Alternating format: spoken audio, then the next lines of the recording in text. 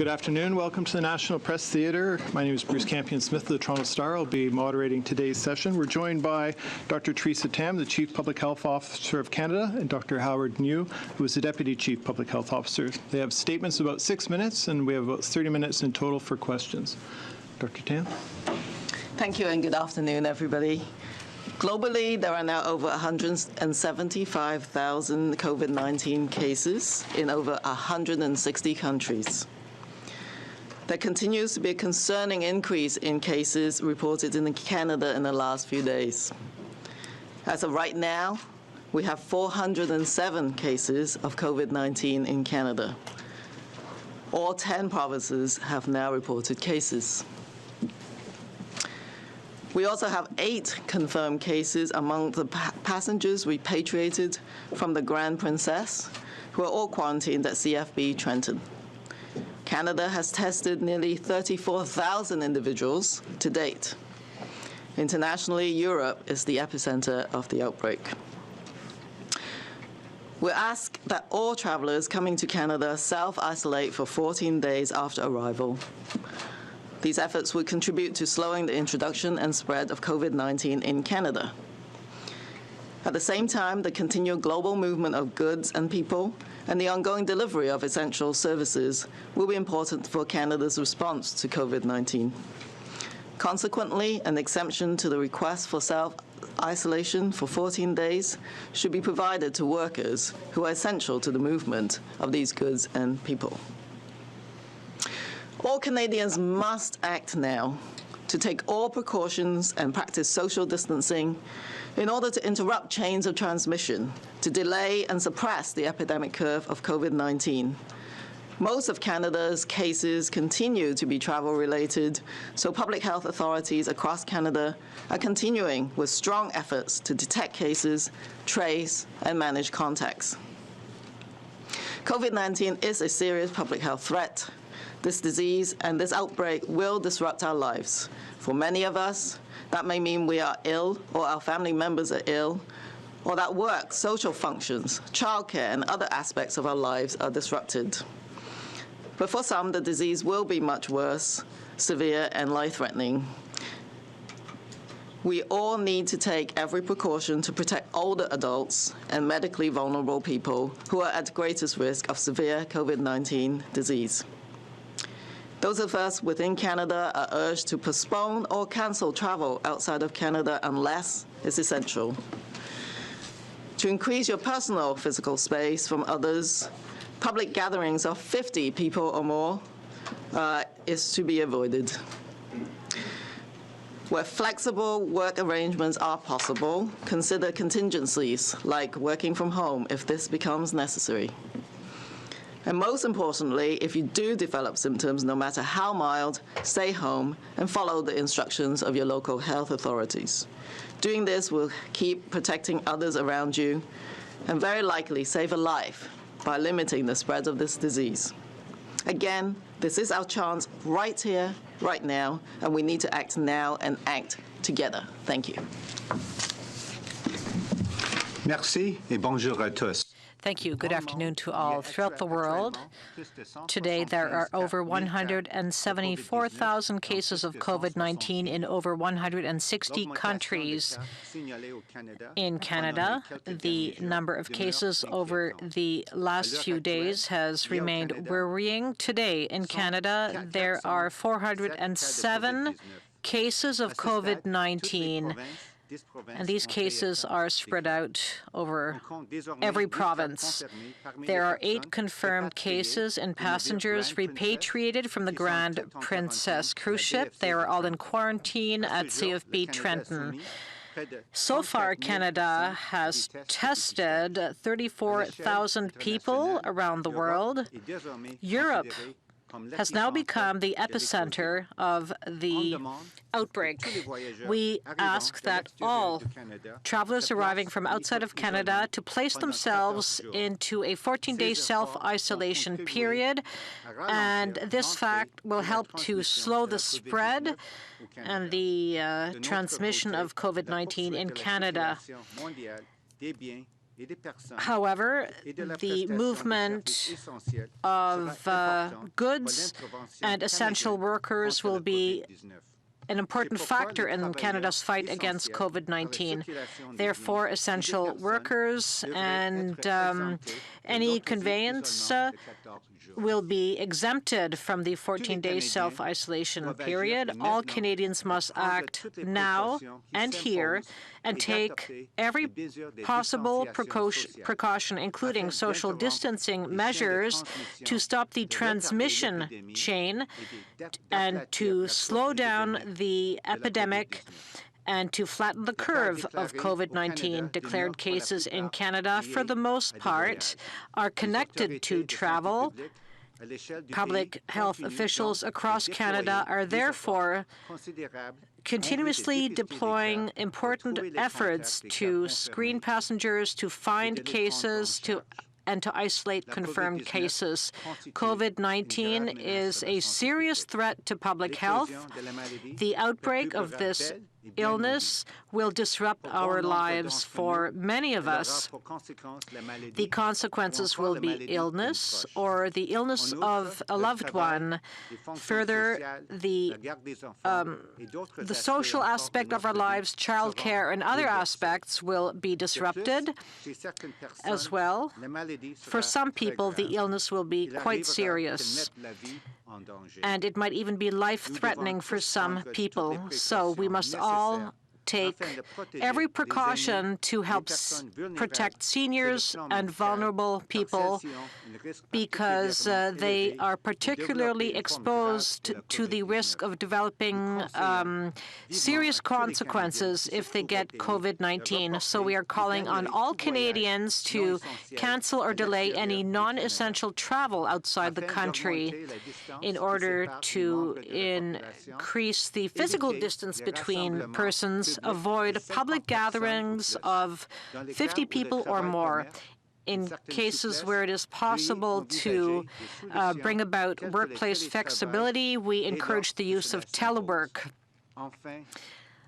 Lastly, and we insist on this point, it is particularly important. If you develop symptoms, even if they are light, please stay home and follow the instructions of local public health authorities. In doing so, you will protect the people around you, and you probably will save at least one life, and you will help to contain the spread of this illness.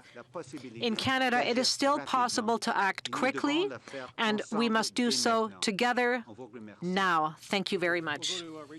CTV. For Dr. Tam, the Prime Minister said that he's been following public health advice when he's making key decisions. Do you agree with the government's decision today to still allow U.S. citizens to come into Canada, even though we see the spread in the U.S. there? Well, I think from my perspective, the most important public health actions must be to show up a domestic response, to detect cases, to do contact tracing, and to do social distancing. Those are the key things that's going to be really, really important right now.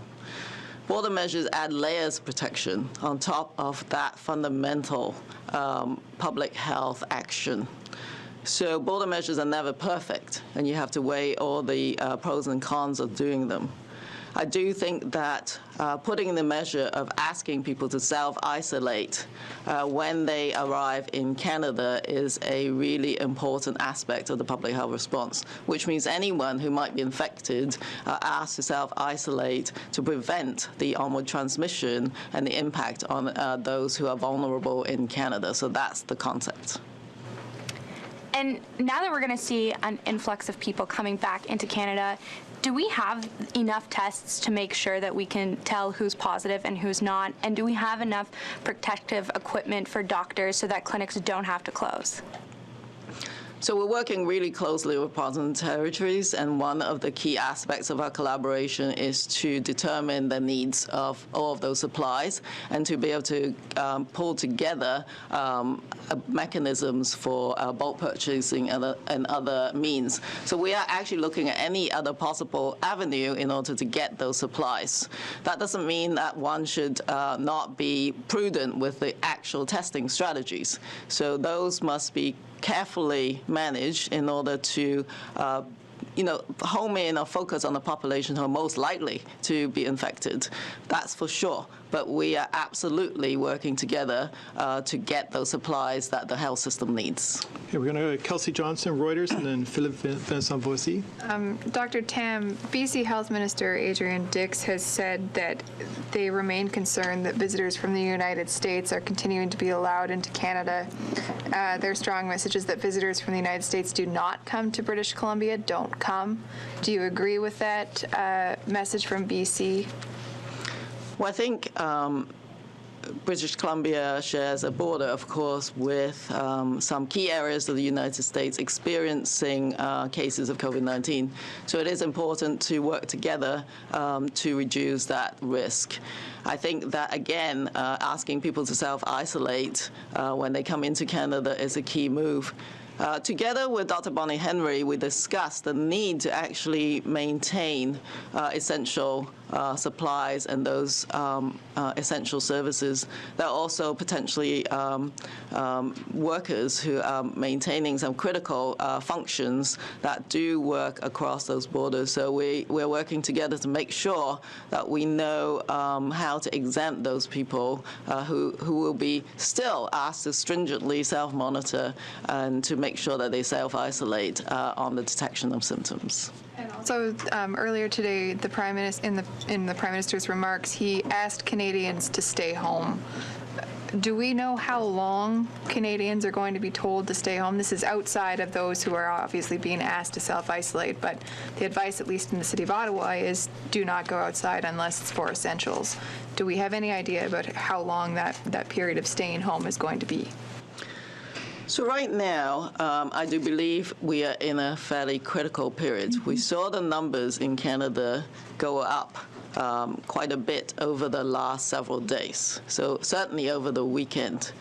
So I think all local public health officers and provincial public health officers really feel that the time is now to increase that social distancing. So you're hearing those messages all across Canada as to how one might do that. For sure, you need to listen to your local public health because the activities for COVID-19 and the construct of your community or your density, et cetera, are actually quite different across Canada. You have smaller jurisdictions, smaller communities. So you actually have to look at your particular context.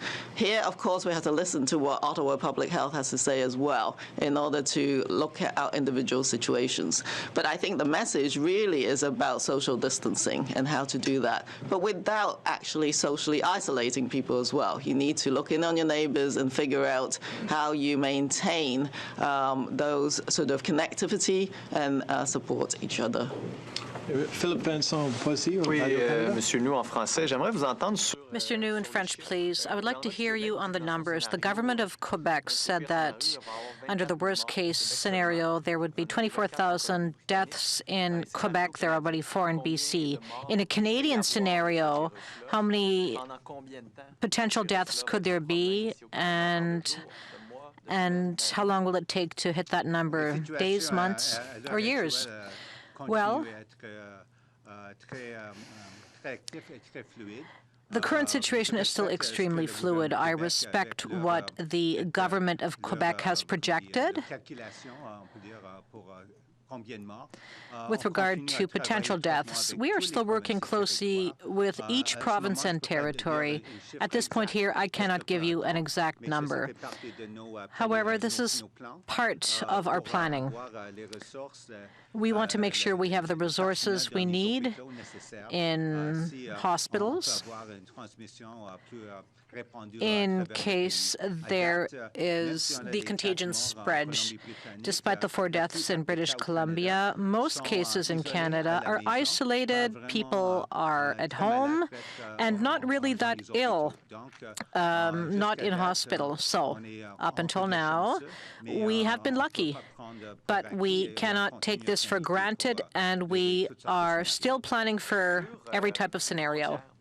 With regard to the border, it's been 2 weeks that you've been saying that it's not working at the border measures are not effective. Science shows that shutting down a border is not effective. But today the border is being closed to almost everyone but to Americans. Has the science changed, or has politics won out? No, science has not changed. We have repeated that the virus travels across borders, and these are extraordinary times. So now is the time, not only for all orders of government, not only for the healthcare system, now is the time for all Canadians to engage in social distancing, and that is what we all need to do now, social distancing. We are telling people to avoid gatherings of 50 people or more. So the border is another issue. And at the border, we also want to bring about social distancing. All passengers arriving into Canada at only 4 international airports, all Canadian passengers, Americans, anyone, will be strongly encouraged to self-isolate for 14 days. So this plays into social distancing as well. And then Dylan Robertson. Dr. Tam, I'm just wondering, because we were talking last week about not needing these restrictive measures at airports, not needing to close our borders to the outside world. I know you said that the science has changed. Can you tell us how the science changed over the weekend to make that an appropriate measure? Well, I think right now what we're seeing is that sort of upward ticking of the curve, of that epidemic curve, which with a number of increases in cases over the weekend as well. So that the day-over-day increase tells us something. While, of course, it's a bit early, now is the time to see if we can sort of level that off and as fast as possible. So for me, it's interesting how that curve may change in the upcoming days, and certainly we'll be watching it very carefully in the next 2 weeks. So we just enacted and beginning, I think, across the country to have a concerted effort in these social distancing measures. The border measures is but just one additional layer. I think given that many of our cases are essentially travelers, and the number of countries around the world that are having COVID-19 is continuing to increase to over 160 now, that's just another layer, I think, that the government has decided to enact in order to add to the protection of Canadians. I guess sort of on that, does that jump from 100, I think it was about 170 cases on Thursday, to now over 400? Does that really concern you that they've, more than doubled in just a few days? Well, I think that's one of the reasons why you're seeing such a strong message from all public health officials from all levels of government. But you do have to unpack that increase and figure out, well, what is that increase due to? If it's still due to mostly travelers coming in, you know that some of your response must be targeted towards the reduction of the introduction of the cases. So many of the last set of cases are still travelers or their close contacts. What we're trying to work out, and public health officials continue to do so, is that are there any community transmission? So even with increased cases, you're not as concerned unless there's some ongoing community transmission. You're also less concerned if it's the less vulnerable groups. Now, if you introduce this virus into certain settings, such as places where older individuals live, you're going to get a higher impact.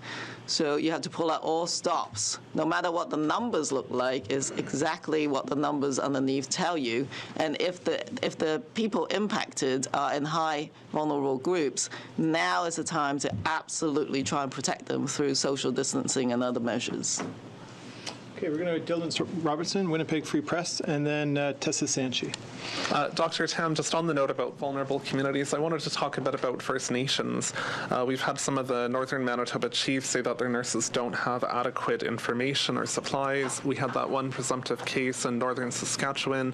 I'm just wondering how confident you are with Indigenous Services handling of this, and if there's any oversight of what that department does by you or any of your colleagues. Well, what we do is we include their medical and technical advisors in the Special Advisory Committee. So we have been sharing information and technical guidance. I think what is needed, and of course First Nations communities, Métis populations, as well as Inuit communities, all have to collaborate with the local jurisdiction as well. So that's really, really important. And I think part of it is actually translating what we developed into the context of those communities, the realities, well, what does social distancing actually mean in a very different context. And so I think that's the kind of work that's underway right now, and we need to really accelerate it. So I think that nothing that we do is ever too much. We need to have more engagement and ensure that the needs of those communities are met. And Dr. Tam, correct me if I'm wrong, but why are you not advising the government to order a closure of non-essential business across Canada? This is what the Quebec government's doing. Is there not evidence for that sort of measure?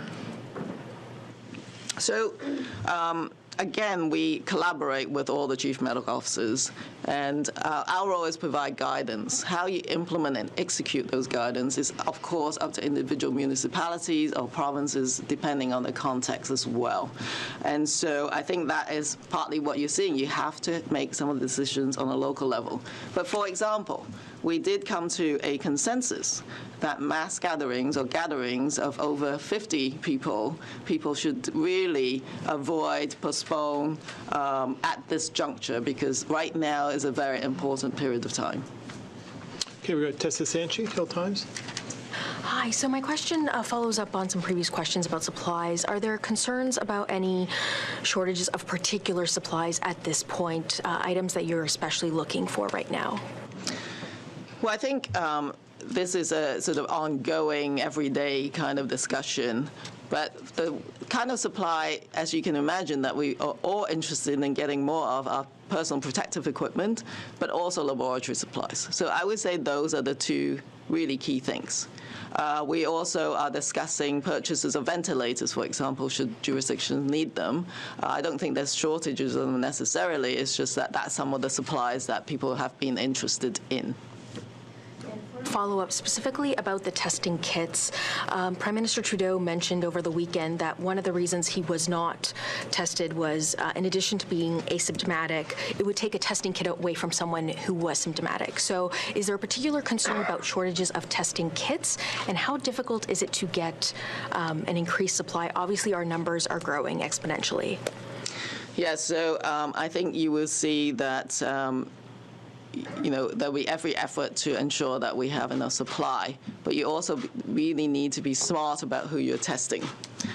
So you're seeing different jurisdictions making sure that you're not potentially targeting the test kit to people who are likely not to have coronavirus, but instead has some sort of other upper respiratory infection. So I think every jurisdiction is looking at exactly how they manage that supply. Having said that, there's quite a lot of innovation in thinking in this field. For example, certain viral swabs might be in shorter supply.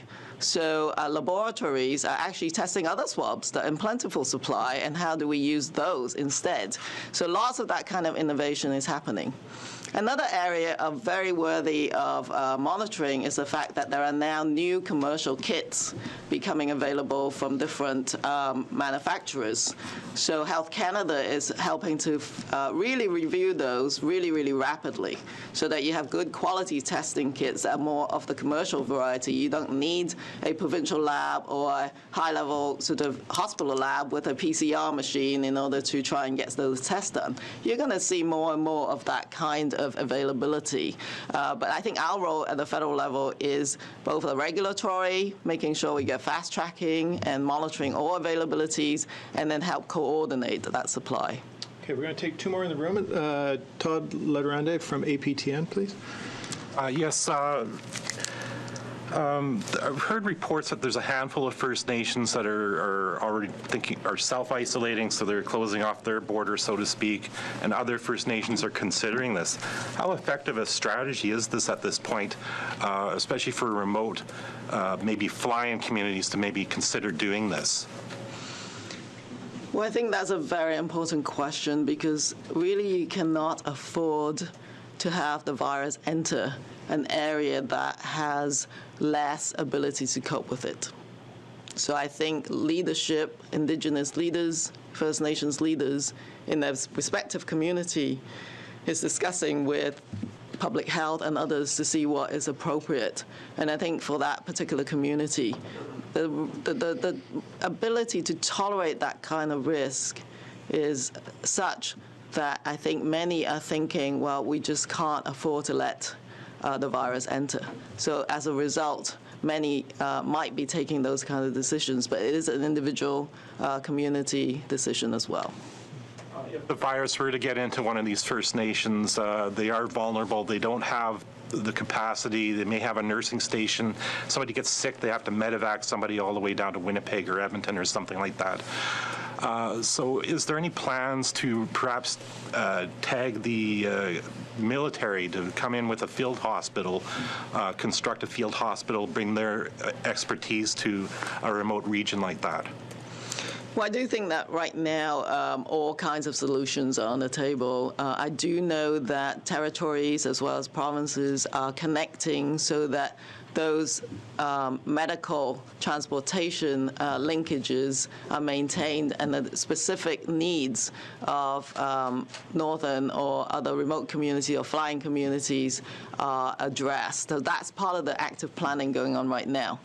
But if there's a certain need for some surge capacity, some of those things can absolutely be considered. Mike Anthony, Global News. Mike, do you have a question? Well, no, not anymore. Okay. Thank you. Okay, we have to go. You have a lot of questions still. Yeah, operator, do we have any questions on the line? Okay. Marika? Yeah, I'd like to, Marika Walsh with the Globe and Mail. Could you explain if you, sorry, I just want to make sure I have the correct question for you. Here's the question about the response that we're seeing across Canada. Mm-hmm. Would a uniformed response from all provinces help reduce the spread and the risk? Would that be better than what we're seeing now? Well, actually, Canada is a very vast country with very different contexts, and the activity of the virus is different in different communities. So while we provide national guidance, there is actually a need to have a look at what the local and the provincial contexts are. I know that of many years of pandemic planning, for example, influenza in and of itself, for example, we cannot determine that it's going to be the same activity everywhere at the same time. This is, however, a time for absolute concerted action from every jurisdiction, I think, at the same time. How you exactly do social distancing and how you manage workplaces, schools, etc., is left to the individual jurisdictions. But I think there's a strong collaboration in some of the guidance, some of those thresholds, as I said, that's just been discussed today for mass gatherings, for example. Okay. Do you have a follow-up? I don't want to take up other people's Ashley, time. So Ashley Burke, CBC. Hi, Dr. Tam. I'm hoping you can talk about the curve. And you've mentioned there is a very narrow window to flatten the curve. Can you be specific about timing? Are we talking about a matter of days? And as well, how is Canada doing to flatten the curve? What does the data show right now?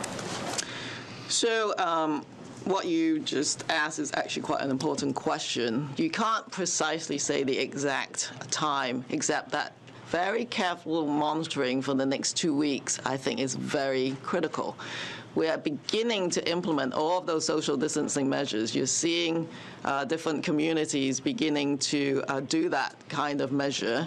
Is the type of action that is applied to that curve. So you might not even see how far this curve goes if you manage to actually put all these measures in place to try and reduce it. So for me, it's really much more interesting to see how that curve may change over time, as opposed to predetermining where it's actually going. What you want to do is, yeah, you can do scenarios, you can do X% rate of increase, but that's actually not the real time, sort of situation. So when you see the rise in the curve, what I'm trying to say is now the goal is to see how much we can level it off and don't let it take off. Right now, where is Canada? Like, how are we doing in flattening the curve? We're at the very beginning of, I think, the increase in the illnesses, and they're still mainly tied to travel and contacts. What I'm really watching out for is signs of bigger clusters, outbreaks, community transmission, and we're not really seeing a lot of that at the moment. Now is the time to actually really interrupt those chains of transmission. Okay, we're up against the clock. I've got two more people on my list, so if we can just keep it to one question each, that'd be Helen Bazzetti and Rachel. Very briefly, you said that most cases are linked to travel. Can you tell us how many cases are due to community transition? And how many cases do we have from travelers coming in from the United States? Well, I don't have those exact figures right now, but we did do some calculations previously. About 87% or just under 90% of cases are linked to travel. So travelers coming back to Canada or people close to them. About 13% are due to community transmission, rather. As far as cases coming in from the United States, the situation is fluid. Almost all provinces have reported new cases every day. We are doing the math. In the last few days, in the last few weeks, there are more cases from countries in Europe and from the U.S. At the very beginning, most of the cases came from China and Iran, but now it's countries which include the United States. Doctor, I just have a quick follow-up for one of my questions from before, unless anyone else had one more. I had a question. So I'm happy to share. Okay, just rapidement, l'interdiction. Very briefly, the social distancing, is that possible? Would it apply within an aircraft? So when people, would that apply to flights within Canada? Well, not at the moment. We're specifically talking about public spaces because people can mix and mingle. On an aircraft, there are seats, people don't move, and there might be a couple of people sitting around you on a flight. But contact might be easier in the community. We are following that, but up until now, even with the cases in Canada, we have followed up on people on those aircraft with passengers, so there does not seem to be transmission within an aircraft. There is more transmission in the community, and the risks are higher in the community than on an aircraft. Further question about when I asked you if you agreed with the government's decisions to still let U.S. citizens in your answer you said that there are pros and cons to this decision. Can you please tell us what are these pros and cons to this? So I think in terms of some of the measures that we're putting in right now, and you're going to see, I think, much more visibility at the points of entry, is the idea of self-isolation, as I've said. Certainly, in some ways, that acts as a bit of a deterrent. So if you were a non-essential traveler and you know that that is the request for you to sort of come here and then self-isolate for 2 weeks, that acts as an approach where it's very likely to sort of reduce the number of travelers even in and of itself. But we must maintain that sort of essential bridge between the two countries, because we depended on each other, even on the response where you have certain supplies and maybe workers even, and critical infrastructure workers. So I think that's really important. We also do have very close communication with the United States. What we will want to see is that they've enacted certain measures also to try and contain their epidemic as well. And so we need to just evaluate the situation every day and see if these measures are effective, and if not, we'll evaluate them. Can I just sneak in one more? I know things are tight, but just for my health colleagues, the question is for you, Dr. Tam, on who should be getting tested, because we're seeing different rules across the provinces. So from the federal government, from you as the Chief Medical Health Officer, who should be getting tested right now? So right now, travelers, essentially, who have symptoms. And in addition, anyone with severe respiratory illness, like pneumonia or severe acute respiratory illness in the hospital, regardless of whether they've traveled. We're also recommending long-term care facility, influenza-like illness or COVID-like symptoms, or clusters or outbreaks. Very important to test those kind of settings. Any kind of hospital-related illness like that. Healthcare workers who are sick. You do not want healthcare workers to be going into any facility that might increase infection to those most vulnerable. So they are also absolutely a priority.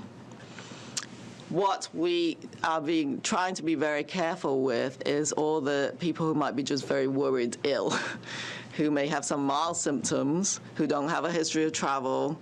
But if you're still concerned, what we're saying is that the clinicians should have the ability to make their own clinical judgment. This is how medicine works in Canada. And that ability of the clinician, usually it's the astute clinician who've spotted our initial cases from countries that haven't even been reported. So you cannot sort of reduce their ability to be flexible in their own judgment. Thank you very much.